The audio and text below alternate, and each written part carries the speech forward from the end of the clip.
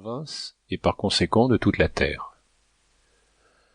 Un jour Cunégonde, en se promenant auprès du château, dans le petit bois qu'on appelait parc, vit entre des broussailles le docteur Pangloss qui donnait une leçon de physique expérimentale à la femme de chambre de sa mère, petite brune très jolie et très docile. Comme mademoiselle Cunégonde avait beaucoup de disposition pour les sciences, elle observa sans souffler les expériences réitérées dont elle fut témoin. Elle vit clairement la raison suffisante du docteur, les effets et les causes, et s'en retourna tout agitée, toute pensive, toute remplie du désir d'être savante, songeant qu'elle pourrait bien être la raison suffisante du jeune Candide, qui pouvait aussi être la sienne. Elle rencontra Candide en revenant au château et rougit. Candide rougit aussi. Elle lui dit bonjour d'une voix entrecoupée, et Candide lui parla sans savoir ce qu'il disait. Le lendemain, après le dîner, comme on sortait de table, Cunégonde et Candide se trouvèrent derrière un paravent. Cunégonde laissa tomber son mouchoir, Candide le ramassa. Elle lui prit innocemment la main, le jeune homme baisa innocemment la main de la jeune demoiselle avec une vivacité, une sensibilité, une grâce toute particulière. Leurs bouches se rencontrèrent, leurs yeux s'enflammèrent, leurs genoux tremblèrent, leurs mains s'égarèrent. Monsieur le baron de Thunder-ten-Tronckh passa auprès du paravent, et voyant cette cause et cet effet, chassa Candide du château à grands coups de pied dans le derrière.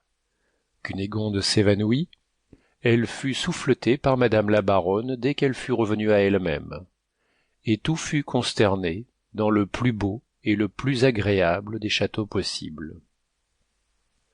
Fin du premier chapitre. Cet enregistrement fait partie du domaine public.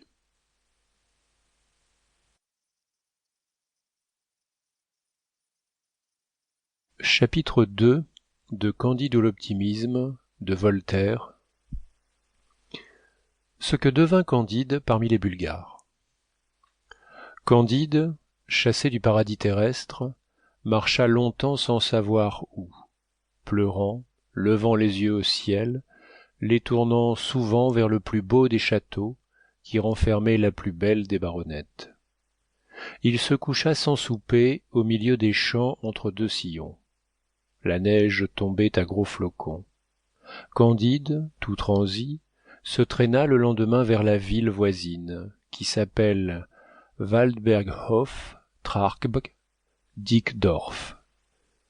N'ayant point d'argent, mourant de faim et de lassitude. Il s'arrêta tristement à la porte d'un cabaret. Deux hommes habillés de bleu le remarquèrent. « Camarade, dit l'un, voilà un jeune homme très bien fait et qui a la taille requise. » Ils s'avancèrent vers Candide et le prièrent à dîner très civilement.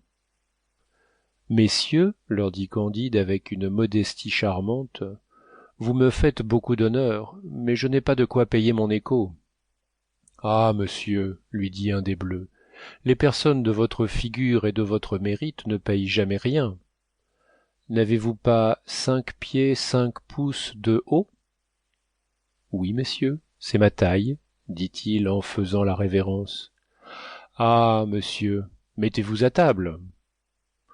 Non seulement nous vous défrayerons, mais nous ne souffrirons jamais qu'un homme comme vous manque d'argent.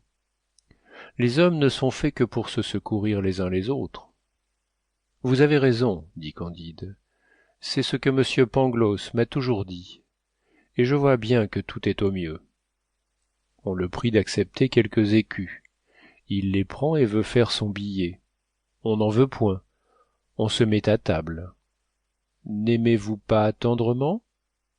Oh oui, répond-il, j'aime tendrement mademoiselle Cunégonde. Non, dit l'un de ces messieurs, nous vous demandons si vous n'aimez pas tendrement le roi des Bulgares.